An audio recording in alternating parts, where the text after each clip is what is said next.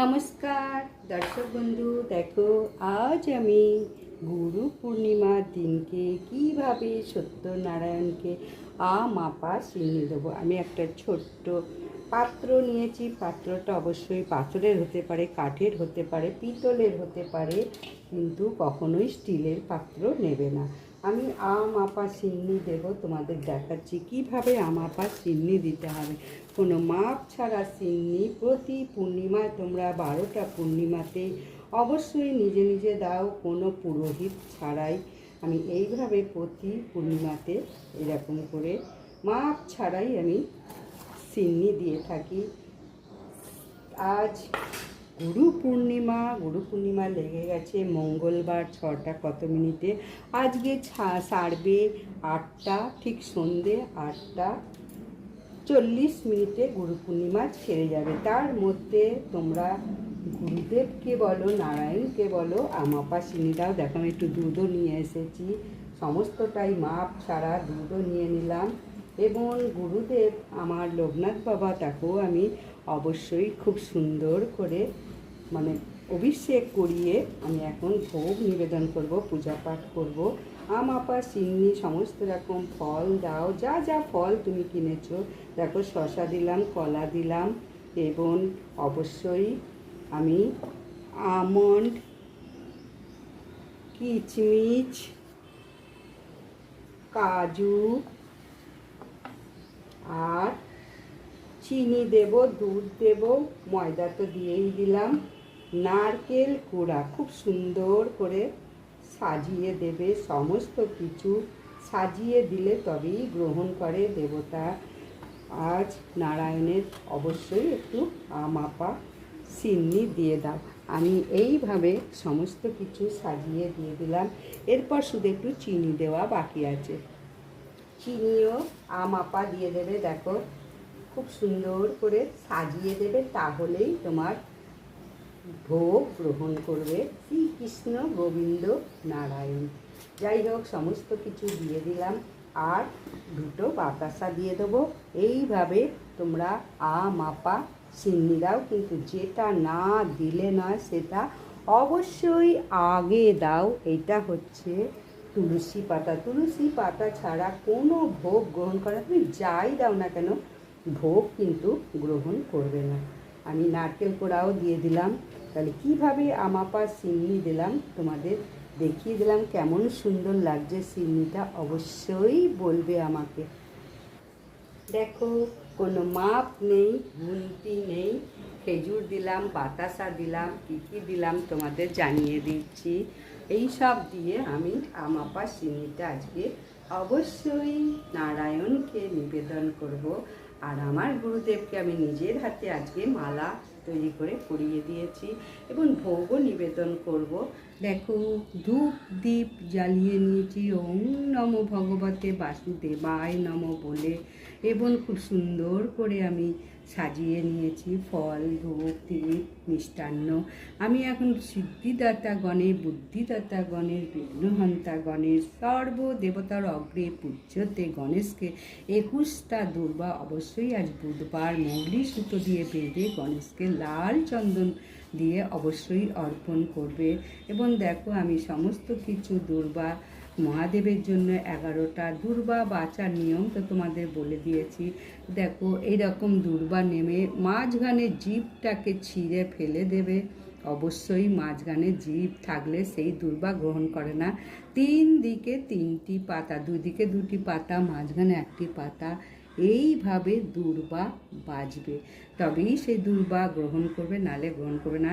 এইভাবে আমি বেছে নিয়েছি মহাদেবের 11টা, এবং অবশ্যই লক্ষ্মী দেবী, গণেশের 21টা, লক্ষ্মী দেবী 11টা, সমস্ত কিছু দুর্বা আমি বেছে নিয়েছি।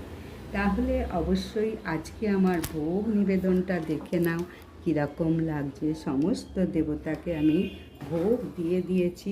এখন আমি পুজো পাঠ করব। নিজের হাতে আমার গুরুদেবকে আজকে আমি মালা গেঁথে পরিয়ে দিয়েছি, চন্দন লাগিয়ে দিয়েছি, বক্ষে তুলসী পাতাও দিয়ে দিয়েছি।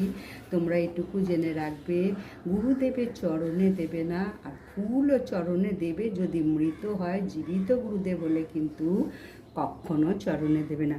ফুল যখন দেবে, গুরুদেব, আমার তো লোকনাথ বাবাকে আমি গুরু মেনেছি, গুরু ব্রহ্মা গুরু বিষ্ণু গুরু পরম মহেশ্বর গুরুরেব পরম ব্রহ্ম গুরুদেব পরম ব্রহ্ম তস্মৈ শ্রী গুরবে নম। এই বলে আজ মন্ত্র যতবার পারো অবশ্যই উচ্চারণ করো গুরুদেবের কাছে। গুরুদেবের প্রণাম, ভক্তি, শ্রদ্ধা, ভালোবাসা জানিয়ে খুব সুন্দর করে ধূপ দ্বীপ জ্বালিয়ে পূজা পাঠ করো। এবং অবশ্যই তোমাদের বলবো, আজকে দান ধ্যান করো, গঙ্গায় স্নান করতে পারে, অতি শুভ। এবং একটা কাজ আজকে অবশ্যই করবে, নিরামিষ আহার গ্রহণ করবে। সে ভাত খেতে পারো, কিন্তু নিরামিষ আহার গ্রহণ করবে, কখনোই কিন্তু আমিষ আজকে খাবে না। গুরু পূর্ণিমা, প্রত্যেকেই আমার পূজা দর্শন করো। আপা চিনি দিলাম, গিয়ে প্রদীপ জ্বালিয়ে গুরুদেবকে আমি অবশ্যই শ্রদ্ধা ভক্তি জ্ঞাপন করলাম। নিজের হাতে মালাও পরিয়ে দিলাম, সমস্ত পূজা পাঠও করিয়ে দিলাম। তোমরা ভিডিওটা শেষ পর্যন্ত দেখো অবশ্যই।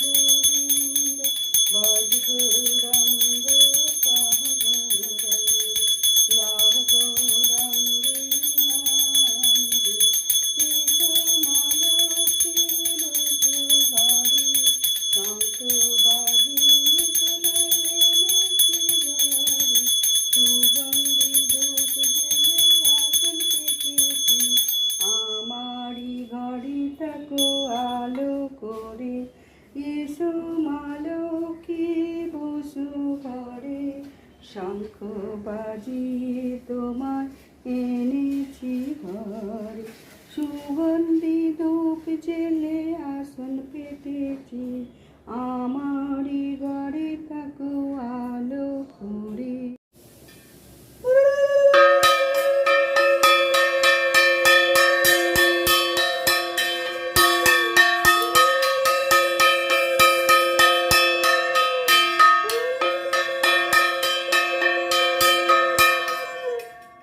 লাগলো আমার গৃহের পূজা পাঠ, তোমরা অবশ্যই দর্শন করে নাও। দেখো খুব সুন্দর লাগছে আমার, তাই তোমাদেরও একটু দেখাতে ইচ্ছা করছে। ওহে হরি তোমায় করি নিবেদন, ভক্তি করে সেবা করো কাঙালিরি ধন, এই মন্ত্র 3 বার বলে আমি ভোগ নিবেদন করলাম। নারায়ণকে আমাপা সিন্নিও দিয়ে দিলাম। জয় শ্রীকৃষ্ণ গোবিন্দ নারায়ণের জয়, জয় শ্রীকৃষ্ণ গোবিন্দ নারায়ণের জয়। আমি সত্যনারায়ণের ব্রত কথাটা পড়ে তোমাদের শোনাবো। আমি এখন হাতে দূর্বা বেলপাতা ফুল নিয়ে শ্রী শ্রী সত্যনারায়ণের ব্রত কথাটা তোমাদের শোনাবো। ব্রত কথা সব সময় পূজার শেষে অবশ্যই করতে হয়। শ্রী শ্রী সত্যনারায়ণের ব্রত কথা। ব্রতের নিয়ম তো আছে, এই ব্রতে কোনো তিথি নক্ষত্রে নিষেধ নেই, যে কোনো লোক প্রদোষকালে এই ব্রত করিতে পারে। নারী পুরুষ কুমার কুমারী সকলেই এই ব্রত করিতে পারে। পূর্ণিমা বা সংক্রান্তি এই ব্রতে প্রসিদ্ধ দিন, উপবাস থাকিয়া এই ব্রত করিতে হয়। ব্রতের উপকরণ যা যা লাগবে সে তো বলেই দিলাম, এখন আমি ব্রত কথাটা শ্রবণ করাবো।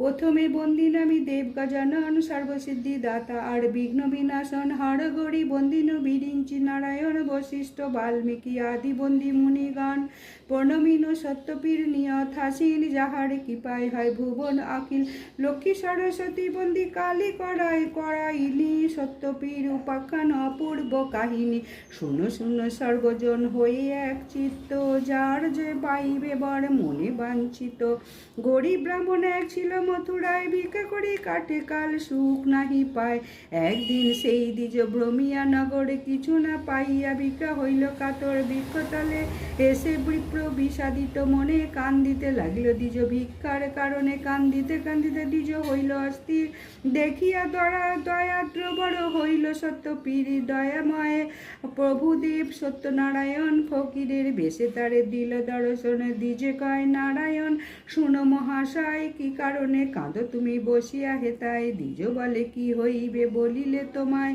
ফকির বলিলেন দ্বিজ ক্ষতি কি বাতায়। দ্বিজ বলে নিত্য আমি ভিক্ষা মাগি খাই, আজ না পাইনু ভিক্ষা দুঃখ ভাবি তাই। ফকির কইল দ্বিজ যাও নিজ ঘরে, আমারে পুজো হতব দুঃখ যাবে দূরে। দ্বিজ বলে নিত্য পূজে শিলা নারায়ণ, তাহা ভিন্ন নাহা করি শ্লেষ আচরণ। হাসিয়া ফকিরি বলে শুনো দ্বিজ বর, পুরাণে কোরআনে কিছু নাহি মতান্তর। রাম রহিমে যেন নাহি ভেদাভেদ, ত্রিজগতে এই দুই জানিবে অভেদ। এত বলে নিজ মূর্তি ধরে জগন্নাথ, শঙ্খ চক্র গদা পদ্ম চারি হাত। বেদা বেদা মূর্তি হেরি দ্বিজ বর পড়িল ধরণী, করিল প্রচুর স্তব গদ গদ বাণী। দেখিতে দেখিতে পুনঃ ফকির হইল, দেখি তাহা দ্বিজ বর নিশ্চিত হইল। ব্রাহ্মণ বলেন প্রভু পুজিব তোমায়, পূজার পদ্ধতি কিবা বলো হে আমায়। ফকিরি বলিল তবে শুনো দ্বিজ বর, পূজার পদ্ধতি যথা বলি অতপর বলিতে লাগিল। প্রভু ব্রাহ্মণের তরে গম কিংবা তুণ্ডল চূর্ণ সওয়া সেরে, সওয়া ছড়া কলা করিবে আয়োজন। সওয়া গন্ডা কুবাকার পণ সোয়া পান, সওয়া সেরা চিনি কিংবা গুড় আর ক্ষীর, তাহাতে হয় এক মন। এক মনে ভক্তি ভরে করিবে পূজন। চিনি আর ক্ষীর দিতে যার নাই শক্তি, দুগ্ধ আর গুড় দিয়ে করিবে ভক্তি। পূজান্তে ব্রত কথা শুনিবে শ্রবণে, ভক্তিতে পূজা করো শাস্ত্রের বিধানে। সত্যপীর বলি সবে মাথে দিবে হাত, নারায়ণ বলিয়া করিবে প্রণিপাত। প্রসাদ লইবে সবে শাস্ত্রের বিধান, এত বলি নারায়ণ হন অন্তর্ধান। ভক্তি ভরে দ্বিজ বর হয়ে হরষিত, কিছু ভিক্ষা করি গৃহে হন উপনীত। ব্রাহ্মণী শুনিয়া সব হয় আনন্দিত, পূজা হেতু আয়োজন করে বিধি মতো। পূজা ভাবে পূজে দ্বিজ নারায়ণ পদ, প্রভুর কৃপায় দ্বিজ সবই লভিল সম্পদ। কাঠুরিয়াগণ সবে বিস্ময় মানিল, ভক্তি ভরে ব্রাহ্মণের জিজ্ঞাসা করিল। ব্রাহ্মণ তাদের বলে বিধান সমস্ত, কাঠুরিয়া পুজিবারে হইল বড় ভ্রান্ত। ব্যস্ত সিন্নি যে করিল তার বিধি সহকারে, দুঃখ দূর হইল আনন্দ ঘরে ঘরে। অতপর সদানন্দ সাধু একজন, কাঠুরের সম্পদ দেখিয়া হৃষ্ট মন। জিজ্ঞাসিয়া সব কথা জানিতে পারিল, শুনিয়া সাধুর মনে ভক্তি উপাজিল। সাধু বলে অপ্রতুল নাহি অন্য ধনে, কন্যা নাই দুঃখ তাই সদা মোঠে মনে। যদ্যপি আমায় এক জনবেতনায়, সত্যদে পূজা করি আনন্দিত হইয়া। এত বলি গেল সাধু অঙ্গীকার করি, যথাকালে জন্মে কন্যা পরমা সুন্দরী। সত্যনারায়ণ পূজা সে সাধু ভুলিল, যথাকালে কন্যাটির বিবাহ দিল। অতপর সাজাইল সপ্তমধুকর, জামাতা সহিত সাধু চলিল সত্তর। দক্ষিণে পাটনে রাজা নাম কলানিধি, সেই রাজ্যে সদাগরে মিলাইল বিধি। রাজা সম্বাসিয়া তাকে তরুণী চাপাইয়া, প্রমাদ ঘটিল তার সিন্নি নাহি দিয়া। রাজার ভাণ্ডার মাঝে ধনাদি যা ছিল, রাত্রি আসিয়া সাধুর তরি পূর্ণ হলো ছল পেয়ে। রাজা তার তলে লুট করে, শ্বশুর জামাতা লয়ে রাখে কারাগারে। রাজা দেশে কোটাল শ্মশানে লয়ে যায়, পাত্র অনুরোধে তারা উভে প্রাণ পায়। কারাগারে বন্দি থাকে শ্বশুর জামাই, কি কইব উভয়ের দুঃখে সীমা নাই। এখানে সাধুর পত্নী আর তার সুতা, পতির বিলম্ব দেখি মহাশোক যুক্তা। সঙ্গীত সঙ্গতি বিনষ্ট হইল, পড়িল দুঃখেতে। দাসিত্ব করিয়া খায় পরের গৃহেতে। একদিন সাধু কন্যা বেড়াইতে গিয়া, আনন্দিত দ্বিজ গৃহে সিন্নি দেখিয়া। সব শুনি কন্যা সেতা মানত করিল, পিতার প্রতি আসে কামনা করিল। শ্বশুর জামাতা যেথা বন্দি কারাগারে, নারায়ণ স্বপ্নে কন সেই নিপবরে। শুনো হয়ে মহারাজ আমার বচন, কলিকালে পুজি আমি সত্যনারায়ণ। সদাগর দুইজন শ্বশুর জামাই, বিনা দোষে বন্দি আছে তোমারে জানাই। প্রভাত হইলে তুমি দুই সদাগরে, 10 গুণ ধন দিয়া তুষিবে আদরে। এত বলি ধরিলেন আপন মরতি, স্বপ্ন দেখি চমকিয়া উঠিল নিপতি। মুক্ত করি কারাগারে কারাগারে বহু সদাগরে বহু ধন দিল, তরি পূর্ণ করি রাজা বিদায় করিল। বুঝিতে সাধুর মন সত্যনারায়ণ, ফকিরের বেশে পথে দিল দর্শন। ফকিরি বলেন শুনো ওহে সদাগর, ফকিরের কিছু ভিক্ষা দিয়া যাও ঘর। শুনি সদাগর তবে অবজ্ঞা করিল, তরির সামগ্রী যত তুষারাঙ্গ হইল। দেখি তাহা সদাগর করে হায় হায়, ধরণী লুটায় ধরে ফকিরের পায়ে। অবশেষে ফকির তাহারে কৃপা কইল, ধনের সহ্যে পড়ি তরি পূর্ণ পরিপূর্ণ হইল। উতরিল ঘাটে সাদি হইল কলাহাল, সাধুর রমণী কন্যা শুনি কুতূহল। তরির সামগ্রী যত ভাণ্ডারেতে লইয়া, সিন্নি করিল সাধু আনন্দিত হইয়া। সকলে প্রসাদ নিল জোর করি পানি, প্রসাদ ভূমিতে ফেলে সাধুর নন্দনী। তাহা দেখি সত্যদেব কুপিত হইল, জামাতা সহিত তরি জলেতে ডুবালো। হাহাকার করে সবে পড়িয়া ভূমেতে, শাওনি সদাগর কন্যা যায় ডুবিয়া মরিতে। হেন কালে দৈববাণী হইল আচম্বিত, সিন্নি ফেলিয়া কন্যা কইল বিপরীত। শুনি কন্যা সেই সিন্নি চাটিয়া খাইল, জামাতা সহিত তরি ভাসিয়া উঠিল। তরির সকল দ্রব্য ভাণ্ডারেতে আনি, করিলে সওয়াসের সোনার শিরনি। স্বপ্নে কহিলেন দেব শুনো সাধু তুমি, সোনা হতে আটায় শান্ত সই আমি। স্বপ্ন দেখি সদাগর পরম হরিষে, আটার সিন্নি করি পূজে সবিশেষে। ক্রমেতে প্রচার হইল সবার আলয়, ভক্তি ভরে পুজিলেই আশা পূর্ণ হয়। এক মনে শুনে কিংবা পূজে নারায়ণ, সর্ব দুঃখ দূরে যায় শাস্ত্রের বচন। সিন্নি মেনে যেই জন হয় দুই মনা, কদ্যপি না হয় সিদ্ধ তাহার কামনা। ব্রতের ফল যে কোনো বয়সে নরনারী এই ব্রত করিতে পারে। এই ব্রত করিলে সংসারে কোনো প্রকার দুঃখ কষ্ট থাকে না, মনের সমস্ত কামনা বাসনা পূর্ণ করিবে। এবং পূজা অন্তে ব্রতকথা অবশ্যই সেবন করবে। পূজার পর সবার মাথায় হাত দিয়া অবশ্যই সত্যপীরের নাম বলে, এই মাথা সত্যপীর বলে সবার মাথায় হাত দেবে এই পূজা করার পর। তাহলে ব্রত কথাটা যদি ভালো লাগে অবশ্যই লাইক সাবস্ক্রাইব শেয়ার করো। তোমাকে আবারও বলবো পূজা পাঠ যতই করো ব্রত কথাটা অবশ্যই শোনো। যে কোনো সময় আমি এই ফুল হাতে নিয়ে পূজা পাঠ করলাম। আজকে অবশ্যই আলতা সিঁদুর সকলে বড় এবং সকলকে পড়াও। গুরুকে শ্রদ্ধা ভক্তি জানিয়ে প্রণাম করে পূজা পাঠ করো।